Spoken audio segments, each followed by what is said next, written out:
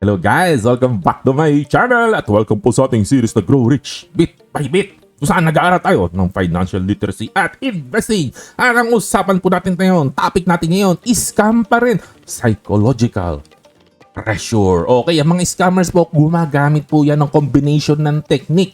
Pero ang isang common po sa lahat ng scam po na yan ay lagi po yang may kasamang psychological pressure. Alright, no? Ano yan? Usually, you have to act now or you have to act fast. Okay, no? Halimbawa, ang pinaka-common po sa lahat, yung sense of urgency. Yung talagang minamadali ka kasi napakaliit nung window ng opportunity. Kailangan tirahin mo na agad. Kailangan mag-act ka na agad.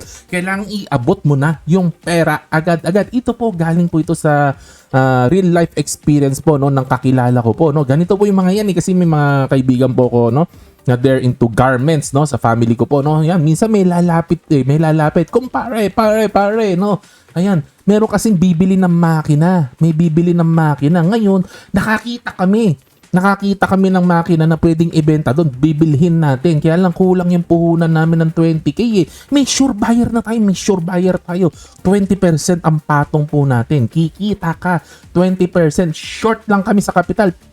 Tulungan mo naman kami pare para kumita ka rin ng 20%. No, kaya lang itong buyer kasi nagmamadali, no, kung hindi natin mabebenta this week ito, hahanap ito ng ibang bibilhan. Ganun. Minamadali ka, inaarya ka, no, talagang nandun yung pressure. Kaya ikaw naman, no. Kumikislap, no, kumukuti-kutita pa mata mo, kumukuti-kutita. Ayo kasi kikita ka 4,000 in 1 week, no. 4,000 in 1 week, walang pagod, igaganon mo lang. Tapos within 3 days, nasa yun na, may 4,000 ka na.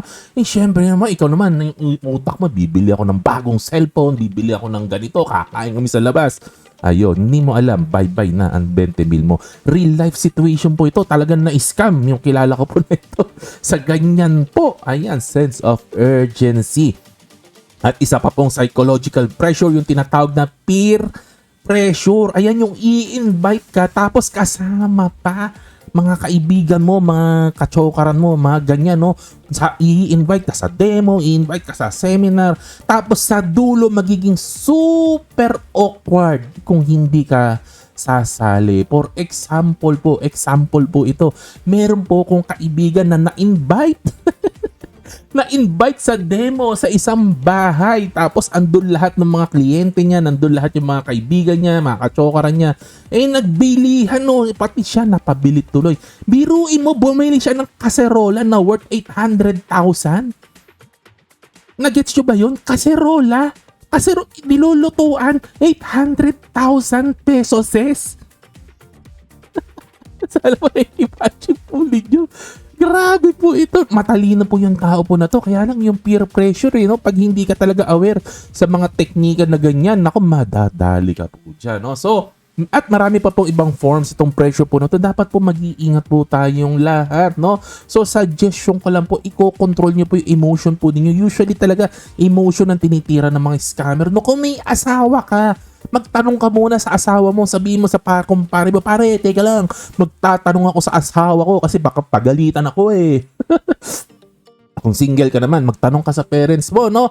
Learn to say no. Practice na maging comfortable ka sa awkward situation. Dapat dapat immune ka sa mga awkward na yan. Ako nga po, no?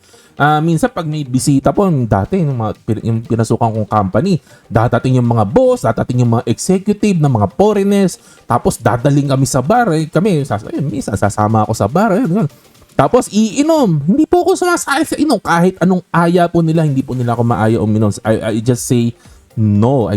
Kasi sa akin po, madali lang sa akin mag-say na no, no? Ayan. Sana pag-aralan din natin itong how to say no. Tapos kung kaya ninyo, i-reverse nyo pa yung awkwardness. Pwede yan. Pwede mong i-reverse yan, no? Kasi pwede mong baliktarin yan. Pwede mong gawing joke, no? Sabi mo, ayoko nga. Baka pagalitan ako ng asawa ko. Ganon. Mga ganon eh. Mga babaliktarin mo. Ibabalik mo sa kanila yung awkwardness, no? Ano gusto mo ipokpok sa ulo ko ng asawa ko yung kaserola na yan? Ayoko. Alright, ayun. So, yun lang naman po ang dala-dala natin ngayon. Sana hindi po kayo may scam. Sana mga loved ones po ninyo, ma-protect nyo po sa scam. Hanggang doon lang ang dala-dalan. God bless. Bye-bye.